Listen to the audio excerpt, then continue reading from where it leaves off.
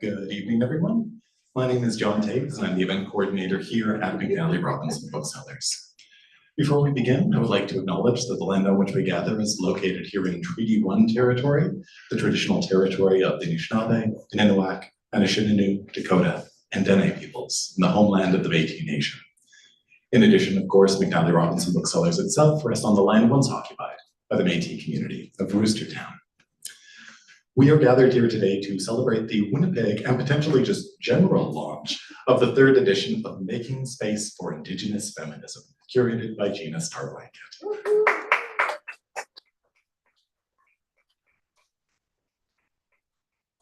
This is quite literally hot off the presses in that it was sent to us directly from the printer, so you are very lucky, as I believe this may be the world launch. The previous editions of this iconic collection have been staples on our shelves for years, and this latest, featuring Indigenous feminist voices from across generations and locations, including a raft of new contributors, will surely be no exception. We're very grateful to Fernwood Publishing for serving as the longtime publishers of this volume and for helping to make this evening a reality. In just a moment, Dr. Starblanket will read from the book and say a few words from this podium before joining host Mylène Yannick Gamache in conversation. Following the conversation, there will be an opportunity for you folks to ask questions. So if you are gathered here, feel free to put up your hand and I will run over to you with this microphone. Not a comment on your ability to project your voice, just to ensure that those watching at home can hear the questions. And if you are one of those people watching at home, I say, looking deliberately into the camera, please just feel free to write any questions you might have into the chat and we'll put them to tonight's author as time permits. I'll be back at the close of the event to go over signing procedure for you. But first, I have the pleasure of introducing tonight's participants. Your host, Mylène Yannick Gamache, is a Franco-Métis assistant professor, cross-appointed in Indigenous Studies and Women's and Gender Studies at the University of Manitoba. Red River Métis by her mother line with Carrière Relations in Saint-Pierre-Joli, Manitoba, and Bochemin Relations in Saint-Vital and Ile-de-Chêne. Manitoba, she is a member of l'Union Nationale Métis Saint-Joseph de Manitoba, apologies to all Francophones, and an MMF citizen. Her work has been published in Australian Feminist Studies, the Oxford Literary Review, Feminist Review, and English Studies in Canada. Our very special featured guest, Dr. Gina Starblanket, is an associate professor in the School of Indigenous Governments at the University of Victoria. She is Cree Saulteaux and a member of the Starblanket Cree Nation in Treaty 4. Dr. Starblanket studies Indigenous settler political relations with a specific focus on Indigenous politics in the prairies, the politics of treaty implementation, and Indigenous movements towards social and political transformation. She is the author of important sole and co-authored interventions theorizing relational responsibilities to the land, including Storying Violence, Unraveling Colonial Narratives in the Stanley Trial, and the 5th edition of Visions of the Heart, Issues Involving Indigenous Peoples in Canada. Storying Violence was the first book we launched virtually back when certain circumstances permitted or prohibited us from gathering in person. So it is a particularly huge pleasure to be able to ask you to join me in welcoming in person Dr. Gina Starblanket.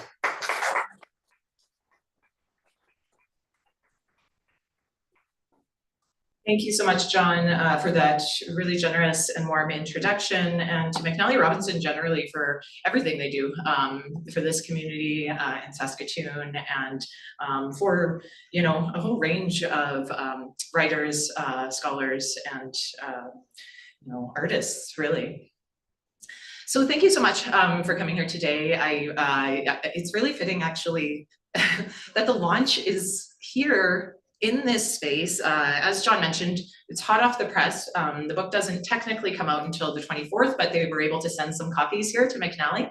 But I was telling my friends and family that I actually wrote a large part of my dissertation over in Prairie Ink, because it was just right between where I used to drop my daughter off for daycare and the U of M. So I loved coming here and being around the books and just the warmth of this space and environment. Before I get started, I just want to acknowledge the beautiful artwork on the cover of this book, which was, generously given to us. Actually, It comes from a piece of art that's in Joyce Green, the former editor of this volume's personal collection. And so Joyce, a few years back, allowed us, to share that art at a symposium that we held on Indigenous feminisms at the University of Victoria. It's a massive, beautiful early work of Christy Belcourt, and we're just incredibly grateful that she allowed us to feature it on the front of this collection, along with her existing artwork on the previous 2 editions. I also just want to acknowledge Joyce Green, my friend and peer. Now, I used to be my professor when I was a little baby undergrad at the University of Regina, for her encouragement, support, and her trust and confidence in me in putting this volume together. It meant a great deal. So I'm just going to start reading a little bit from the introduction, and then we have some time for conversations. This book is about Indigenous feminism. While it focuses particularly on the Canadian legal and political context, Indigenous feminism exists wherever states have displaced and subordinated Indigenous peoples. Indigenous feminism troubles the imposition and manifestation of racialized and gendered structures of power in colonial and Indigenous contexts, taking up and informing resistance to colonialism, racism, sexism, and heteronormativity. When the first edition of this book was published in 2007, there was very little scholarship on or activism mobilized by Indigenous feminism, and very few Indigenous activists self-identified as feminist. Yet, those few voices have incrementally made space for more work about Indigenous feminism in the form of foundations, echoes, and new feminist articulations. That space has produced better analysis of the conditions that affect Indigenous women's lives, in particular of distinctly gendered experiences of colonialism and attending violences. In 2007, when the first edition of Making Space was published, there was very, very little work on Indigenous feminism in Canada, although there was some work critiquing feminist solidarity across racial and colonial lines, and some work claiming that there was no such thing as Indigenous feminism. In the Indigenous or Native Studies departments, English and politics areas, there were also groundbreaking accounts, both biographical and activist, as well as a number of works on identity regulation in particular. This work took up 2 central themes: Indigenous women's experiences with colonialism and racism, and the identity problematic, policed as it had been by the settler state and then by Indian Act bands and other Indigenous political formations. The identity and status problematic has been central in the Canadian context because it is an effective part of the unending desire of the state to eliminate many in the state-recognized status category of Indian Act bands, including through the enforcement of European and Christian formulations of patriarchy. Now in its 3rd edition, Making Space continues to advance Indigenous feminist theory and activism through new or extended applications of Indigenous feminist methods and practices, and through reflections and conversations about the movement's ideas, concepts, and approaches.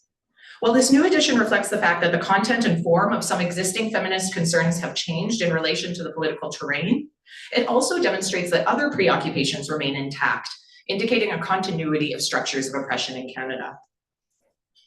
Women have been subjected to oppression arising from heteropatriarchy and misogyny in many cultural and political contexts. Because of power relations in which men dominate and hold cultural, economic, political, and social privileges relative to women. The way this relationship has evolved has not been identical everywhere, but its existence is predominant. Indigenous feminists find themselves in the context of colonialism and resistance, of personal, collective, structural, and environmental racism and sexism, of genocides, territorial displacements, cultural repression or annihilation, and ongoing economic exploitation. Like other feminisms, Indigenous feminism is a broad and deep category with different strands. The broad parameters sketched in this book are true for the majority of these strands. Indigenous feminism is also unique as a form of grounded and transformative critique.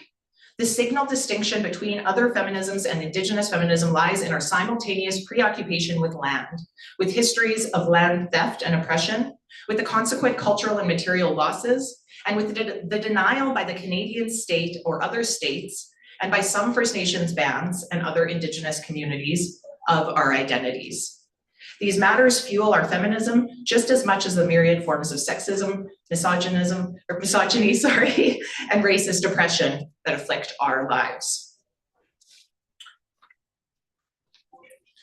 Today, Indigenous feminism remains relevant in the context of ongoing gendered relations of power and culture infected with masculinist and white supremacist practices and privileges.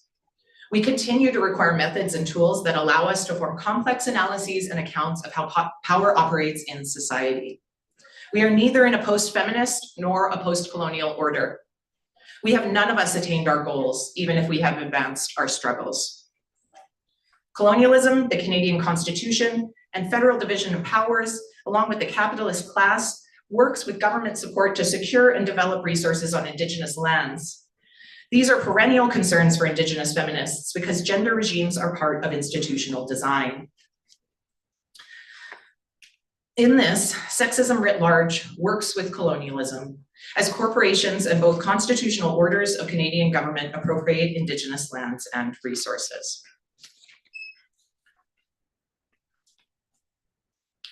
Colonialism is a factor experienced by most Indigenous people, but not identically. Gender, sexuality, location, class, cultural cohesion, and political consciousness frame and impact both actual experience and subjects' perceptions of and responses to their experience. And as Shireen Razak argues, these positions are also produced relationally and must be considered in that context. One cannot engage Indigenous feminism without critically engaging the history, myths, and preoccupations of the Canadian state or of other settler states. Understanding how colonialism has created the conditions in which Indigenous women struggle, and thus the conditions that have shaped the practice and discourse of Indigenous feminism, is essential to understanding the theory and practice of Indigenous feminism itself. It is an integral part of conceptualizing anti- and post-colonial aspirations for Indigenous people. Indigenous struggles are incomprehensible without understanding colonialism, an exploitative and racialized system of plunder that is ongoing on Turtle Island.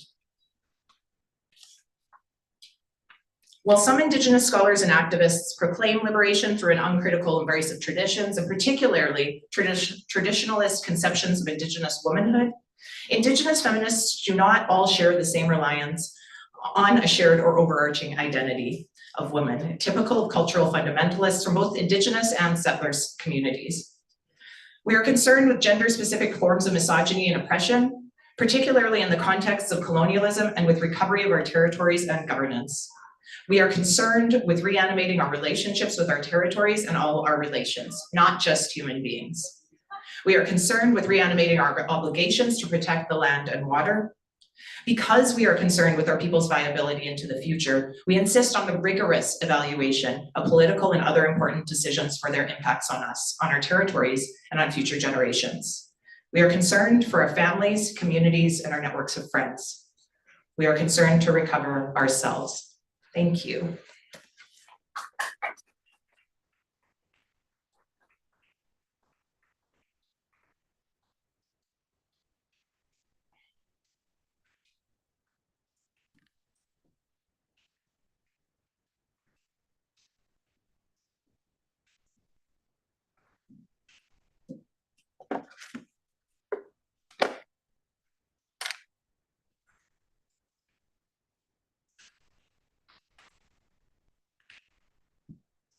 Thanks so much, Gina.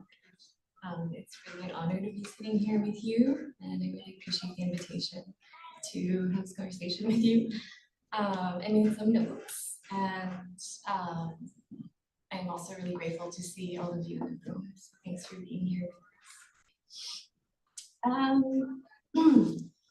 So Gina and I are both at the Indigenous Literary Studies Association conference right now, and we just received these physical copies yesterday of the book, and Gina was so ecstatic.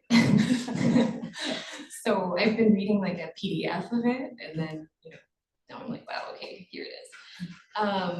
But the introduction is written with Joyce Green. Mm-hmm. And it's this really helpful, you read excerpts from it, but it's really grounding the genealogy, these three editions, right? And their growth, some of the similarities and the differences between them. So I was wondering if maybe we could talk a little bit about some of those differences and how it's a strength if you think of these as as members of the genealogy? Yes. So one of the challenges I think ever in editing a volume is making sort of deliberate decisions about space. And here, I know that's in the title, but there is a finite amount of space. And so, there was this sort of impulse, as with any updated version, to bring in new voices and thought leaders that are, making an impact for Indigenous youth today and for Indigenous people generally. But that requires the removal of about half the contributors from the volume. And so it's always very, very tricky because like I've used the previous 2 volumes for quite some time, and I would have kept them all and added 12 new chapters if I could have, right? But one of the things in bringing in a lot of new voices and a lot of those new voices are, relatively junior scholars who are actually trained by people like Joyce, Emma LaRocque, Isabel Altamirano, Sharon McIver, some of the other folks that were in the previous or the first 2 editions. It was really my desire to bring in those new voices, but there's always, different vocabularies, a different starting point that those new contributors began from, different terminologies and ideas about what feminism is, who it's for, and where it needs to go. So trying to navigate that, I really approached diversity, both in terminology, in ideas, in conceptions of feminism and what it means. I approached that as a strength of the book, to demonstrate the broad-ranging impact that some of the foundational works have had, to show the really important new directions that some of the junior scholars are taking these tools and how they're applying them. And it's really great to see how they don't really have to start from scratch, right? They don't have to explain why Indigenous feminism. They've been trained in it, and they just launch into their analyses, which is just, it's really, really strong and empowering to see. Some of the other, some of the older generations have very particular ideas about the movement and about the gains it's made, and are very, concerned about not wanting to take away from those gains by blowing it wide open. So I tried to, really, really approach this carefully without minimizing or dismissing their contributions and what they've, how they've oriented themselves as feminists. I wanted to respect that and see that as a gift, and recognize that a lot of the work that we're doing as a younger generation of feminists, I'm not even that young anymore, but the ones that are younger than me, I think I just wanted to really encourage this new generation not to try and negate the sort of historical lineage and the location of that older generation of feminists, right? And not to negate their lived experiences, because many of the challenges that they faced, we no longer have to face in the academy because of them.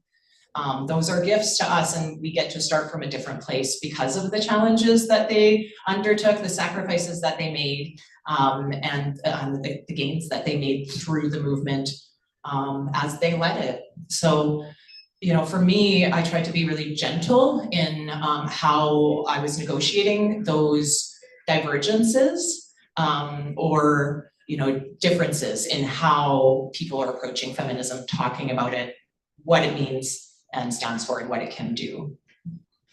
Yeah, and I think for the work to kind of stand on its own as a 3rd edition, it couldn't just use the pieces from before.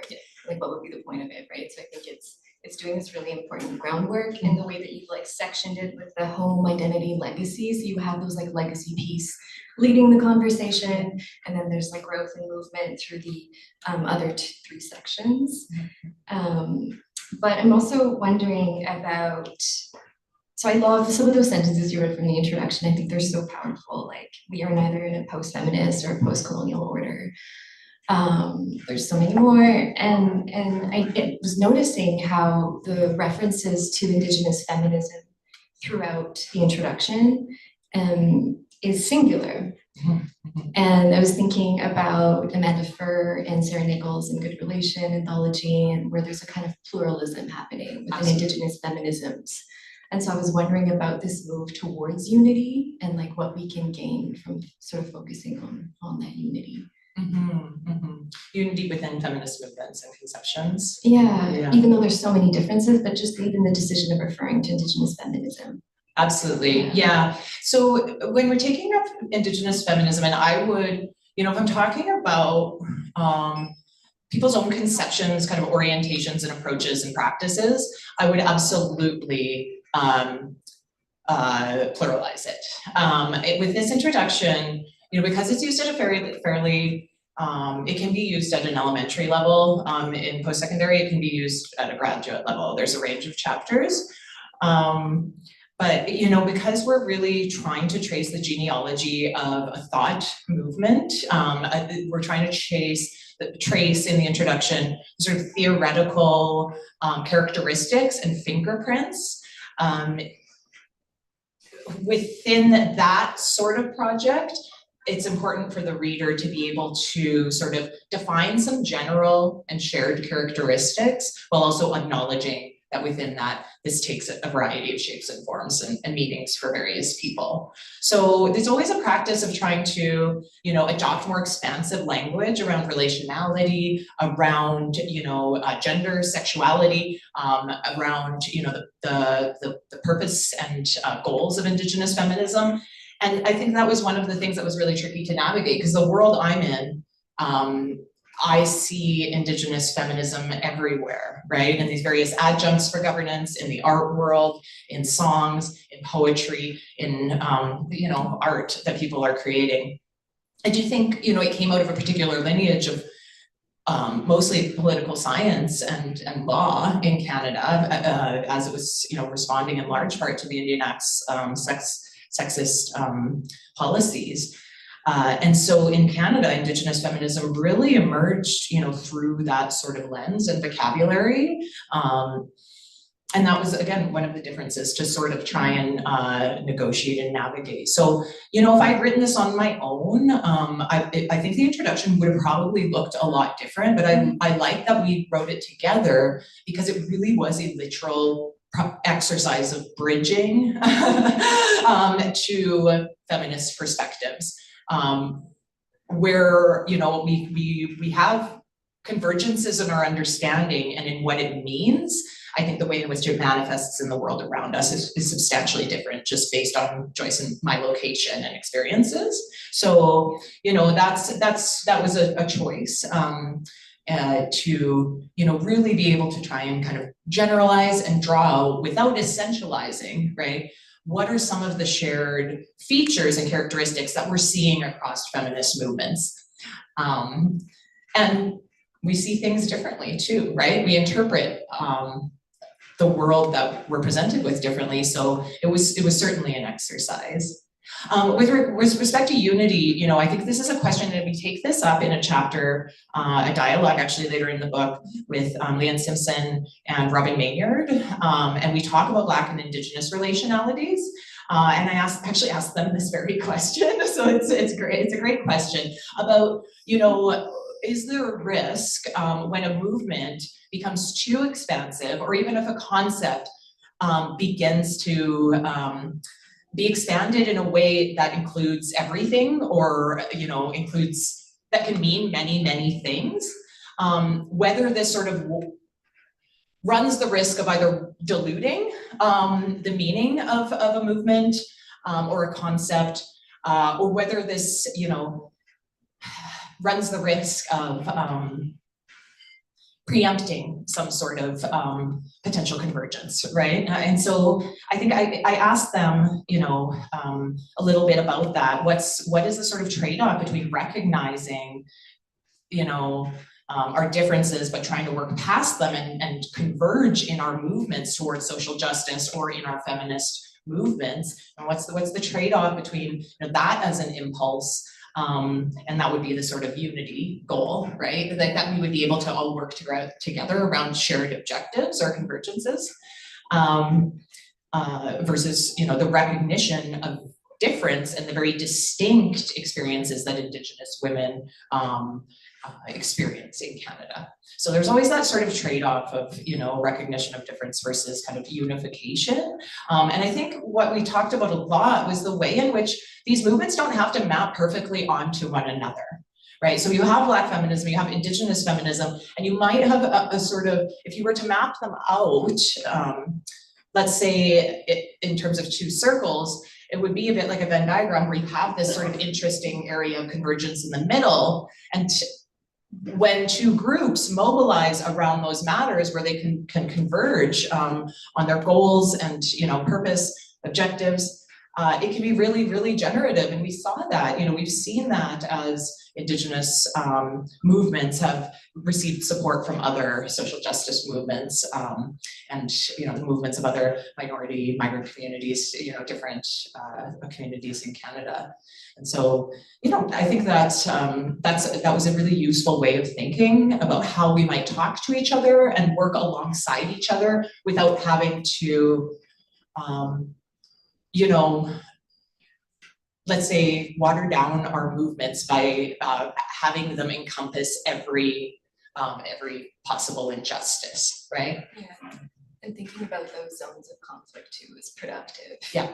And I think that that's what Indigenous feminism gives us, right? The Absolutely. capacity to work through those differences and disagreements. Yeah, if we can identify shared structures that we oppose, we are stronger together. Yeah. Absolutely, with no question, right? Mm-hmm. But that doesn't mean, yeah, that I think one of the sort of risks there, or one of the things to tread carefully on is to just try and do that cautiously, you know, and for me it was trying to do that without kind of dismissing everything that Indigenous feminism used to stand for and rewriting the script, right? It was just not something I was gonna do. Yeah.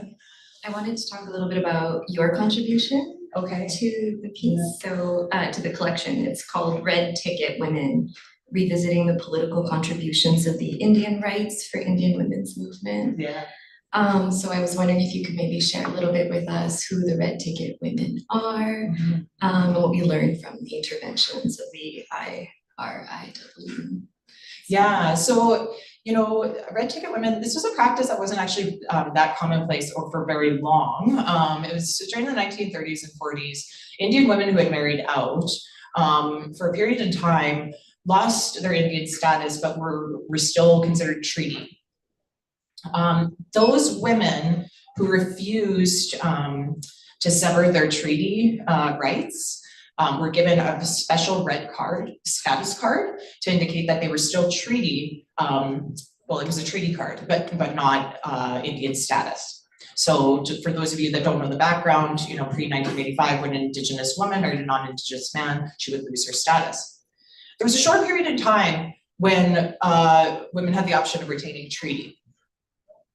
And what I'm interested in about that particular subject position is this sort of refusal to relinquish treaty, even though they had been self-determining in choosing who they wanted to be with and how they wanted to live their lives. It created very interesting dilemmas for Indigenous communities. And women, Indigenous women, were subject to, in some contexts, particularly contexts where communities had access to growing, you know, economic resources. Some Indigenous communities were resistant to extend status and community membership to women who had married out. And there was particularly heightened levels of violence towards such women.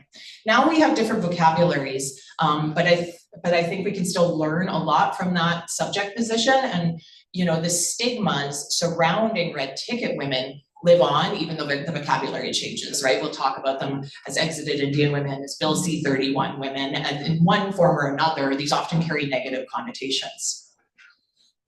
So I was really interested in that subject position. I thought that Indigenous women who have been exited, you know, have unique insights into oppression because of the very particular marginal location that they were forced to inhabit.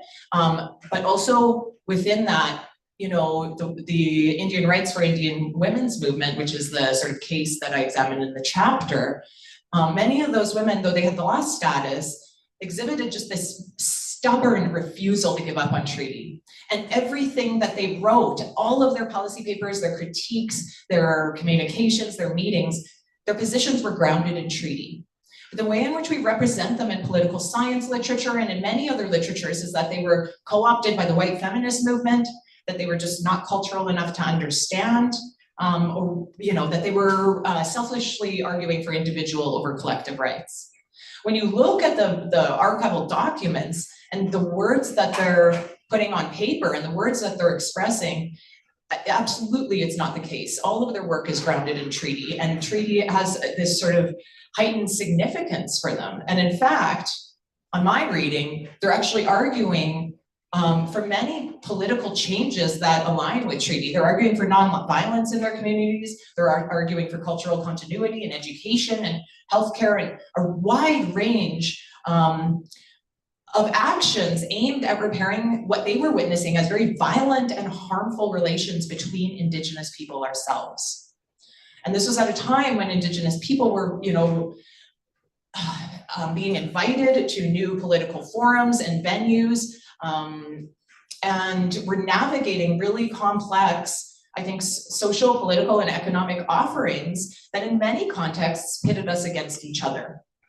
And so I was interested in this chapter in thinking through, again, not just literally what, I'm not a historian, and not like what the historical practice of issuing red cards was or looked like, though I did, look into it and read a fair bit on that. But because of the sort of short-term nature of the practice, because it didn't last for very long, it's less about the kind of material implications on individual red ticket women and more what the sort of subject position of that category of marginalized identity has to teach us about how we understand different political actors today and how we relate to one another today. And also, what the implications are when we situate and misrepresent Indigenous women's political activism as, let's say, something like a cultural practice or, an individual right that's always inevitably taking away from treaty. That is absolutely not the case. And there's no reason why many of the things that these women that were part of the Indian Rights for Indian Women's movement were arguing for, it was not in contradiction to treaty. In fact, a lot of the male chiefs' behaviors were. The sort of violence enacted against these women, the exclusionary notions that they were,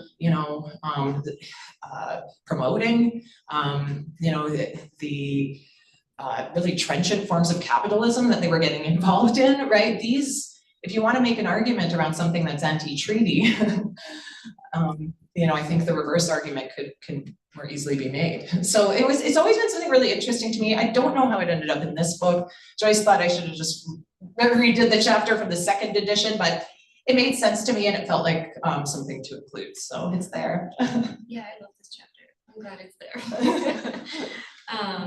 And the method that you're using in it, so like picking up Sarah Ahmed's feminist ear and trying to pick up the sounds, as you write, that are obscured by narrow representations that depict Indigenous women as doing little more than saying no to the supposedly broader political interests and assertions of male-led Indigenous organizations, like you just said. But I really love this moment in the chapter on page 103 when you clarify what your perspective is. And again, I'm quoting you here, that Indigenous political practices and specifically the nature of our political conflicts are too context specific to be looked at in excessively general frames or universal terms. And I was wondering if you could speak a little bit more about the importance of local readings. Absolutely. So I've always been a really big proponent of contextuality. And the reason why is because in a university, you think of the root of university, right? Universe, universal, I don't know, not a linguist, but it seems pretty obvious to me. The notion of a lot of the way in which the university as a Western institute sort of approaches knowledge is that there's these sort of universally applicable theories if it's good science, right, that might be able to be extracted and applied elsewhere to give us insights, right? That there's something, there's a sort of neutral or objective or universal truth that can be kind of extracted and taken around as a frame through which to understand the world we live in.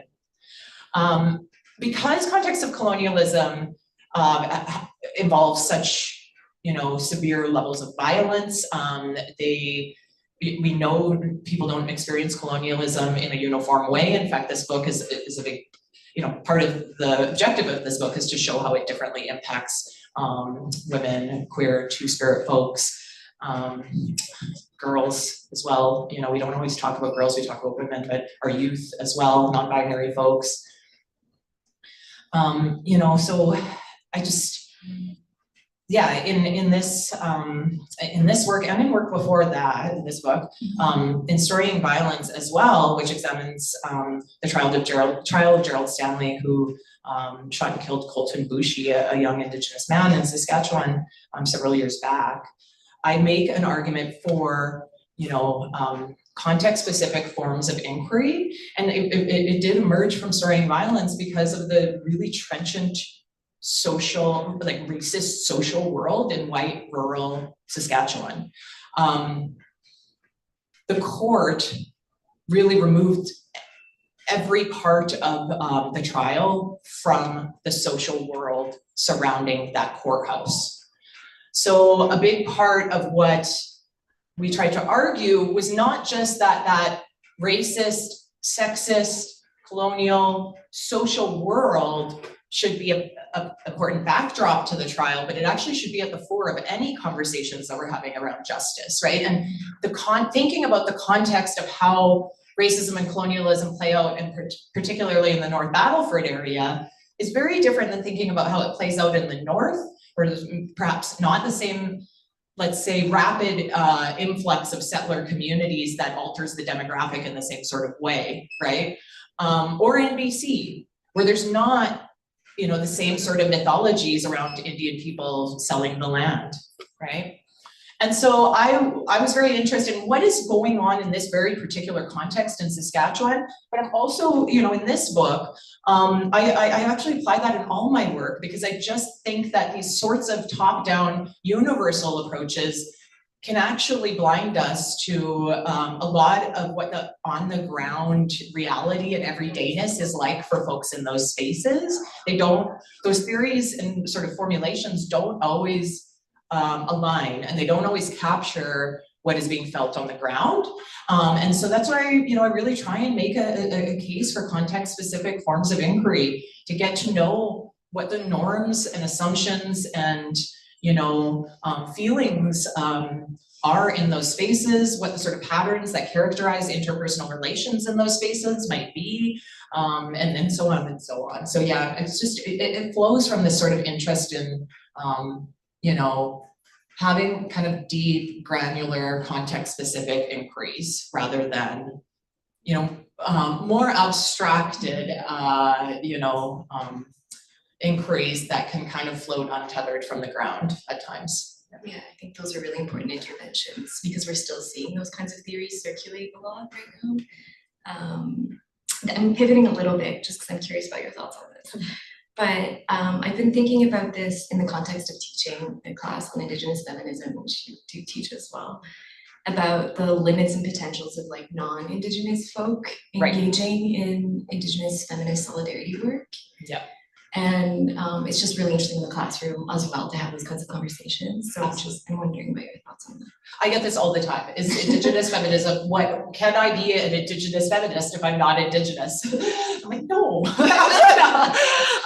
No, I'm not. I was just joking. But really, what my students get caught up on, or Black feminism, or whatever sort of feminism that's preceded by any sort of qualification, they wonder, is this for me? Because it sounds great, and I want to be in support of this. And I tell them not to get caught up on the words themselves, but rather learn about what Indigenous feminism stands for, what the principles are, where it's trying to go. You could call it anti-colonial feminism, call it decolonial feminism, call it ally feminism, whatever makes sense to you on it. but you know, you could still learn from this book. You can learn really about the particular ways that Indigenous feminism points us to really robust and deep understandings of how power operates and its intersections. And I think that everybody, you know, who claims to make their home in today's Canada, you know, it can learn from that, given the very, very high and ongoing levels of colonial violence against people and against lands. So I encourage my students, yes, you know, you might not want to call yourself an Indigenous feminist if you're not Indigenous, but you can say, you know, I have Indigenous feminist commitments, principles that guide my own orientation for my own vocation, right? That can be helpful. And so just sometimes those words can get us into trouble. It's more about thinking about what the movement represents and where you might be able to pick up and align your own politic with that movement. I think the sort of identity qualifications can actually be really limiting in a number of ways, because when I explain to people what Indigenous feminism is, they're like, oh yeah, that all sounds great. But there's still a lot of stigmas around feminism in many non-Indigenous and Indigenous communities. And so it can be more helpful, you know, to get around the label sometimes. Yeah. Thanks for and then I guess I wanted to ask you just like a question about being an editor, your experiences as an editor in this collection, whether you have tips and suggestions for future Indigenous feminist editors and contributors.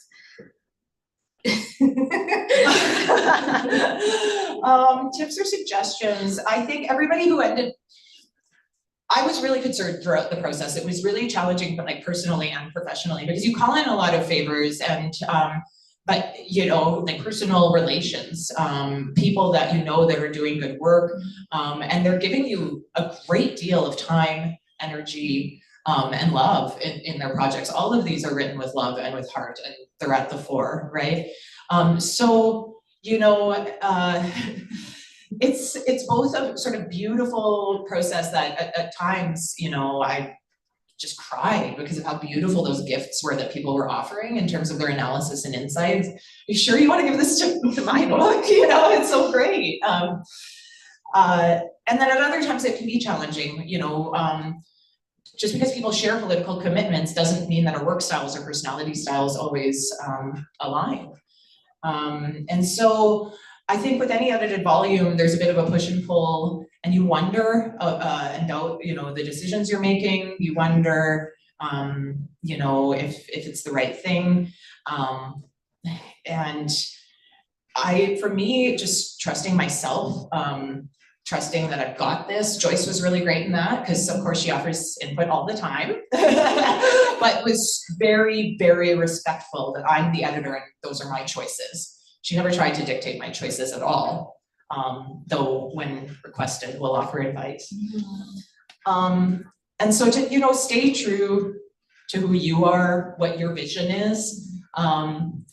Don't try and please everybody or pander to like trendy things, yeah. Right? This book is going to be read for a very long time, hopefully. And I think sometimes there's an impulse, you know, particularly with this rapid pace of publication in Indigenous studies, to kind of stay trendy with the vocabulary and with the movements and currents that we're seeing in Native studies broadly, or Indigenous studies broadly speaking.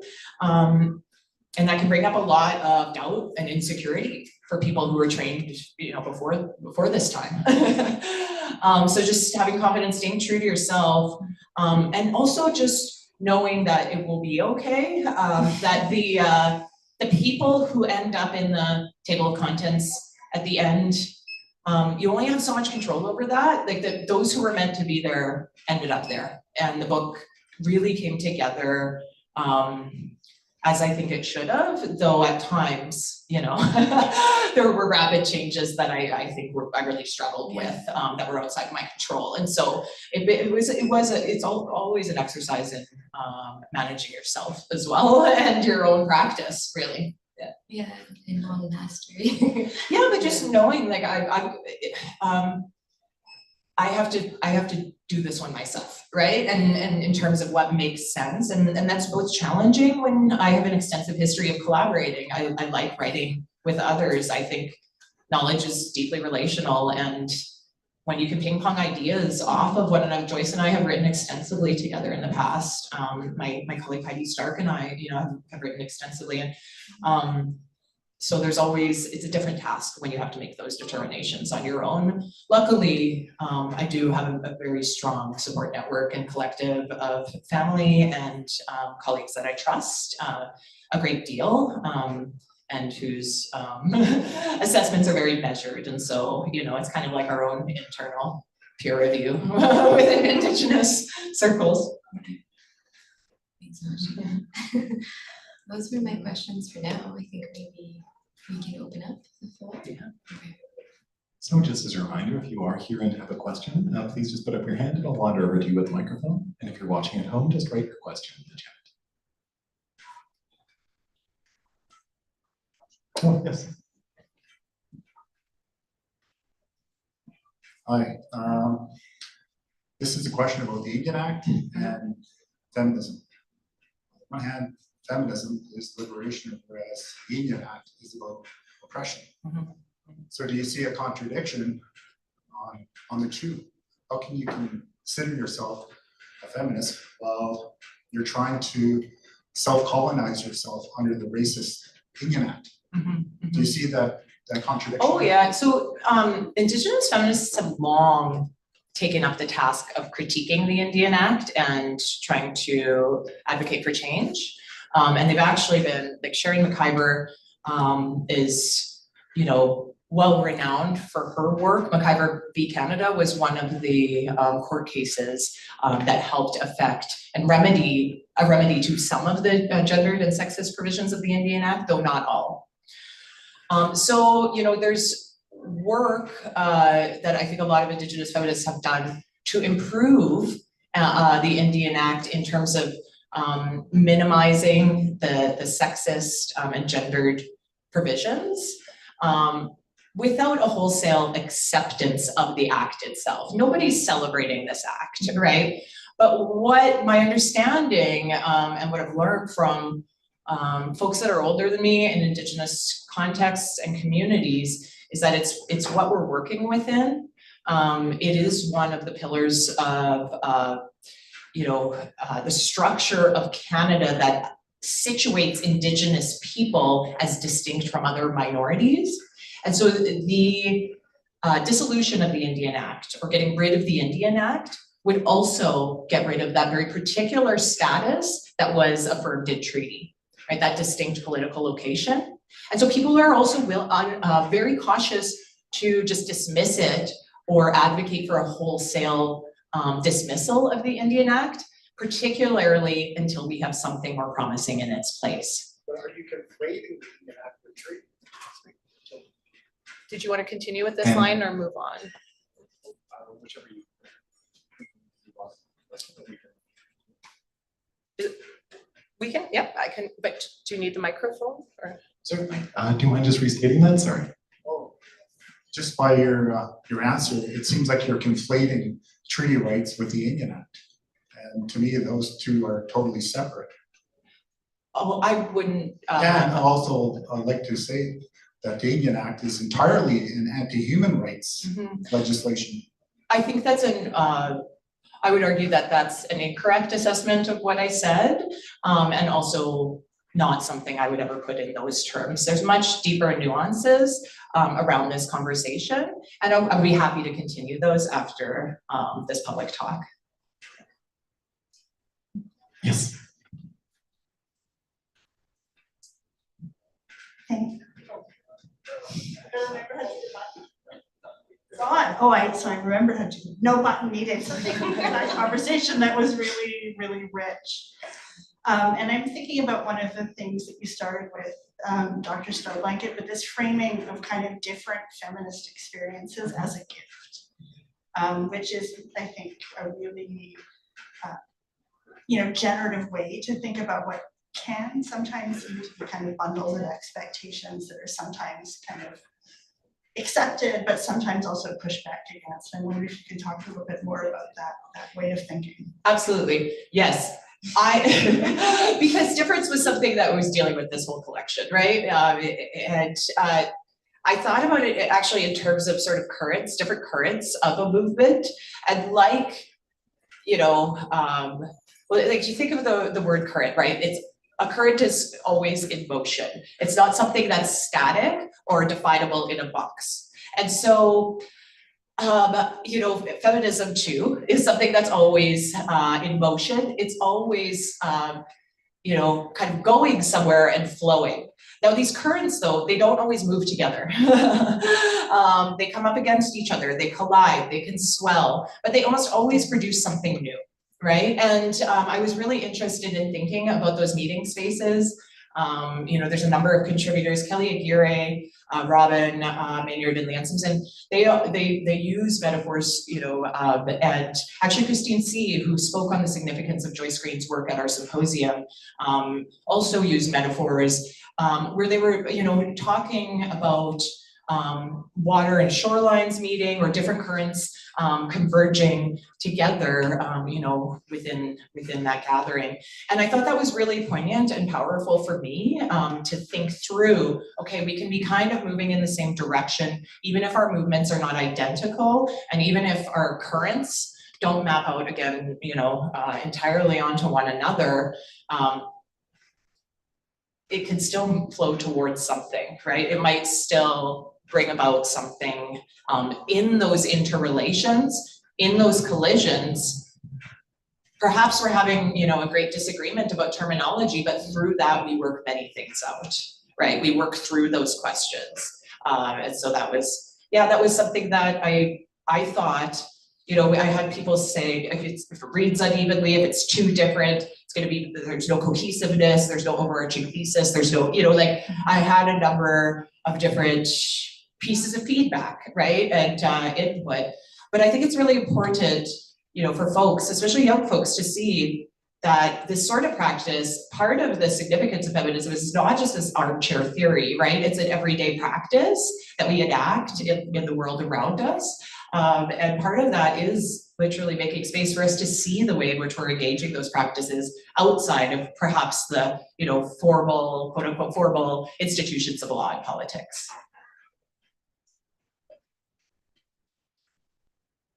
And were there any other questions?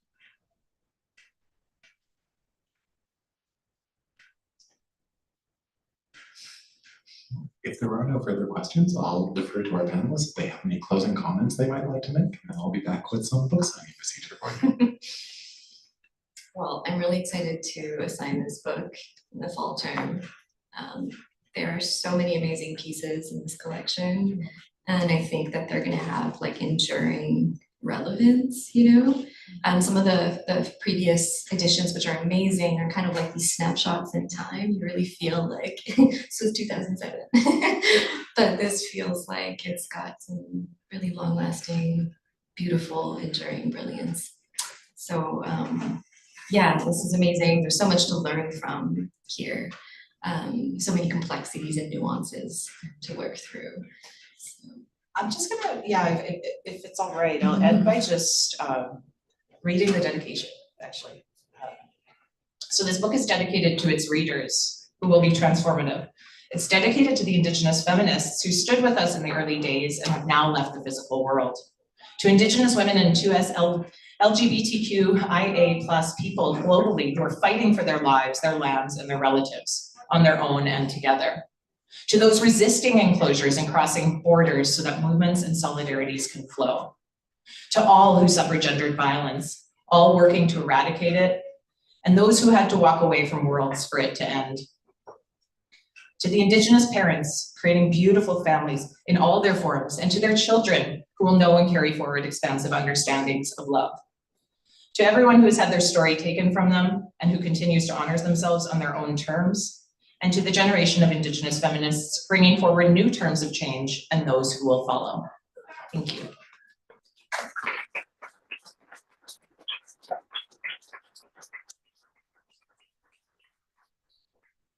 Thank you so much to both of you, to all of you for your attention and for your questions. So we will be moving along to the signing portion of the evening right now. So please do feel free to wander over to this table here. We'll attempt to line up just down this space and feel free to have a copy of the book signed before you pay for it, please, before you leave the store.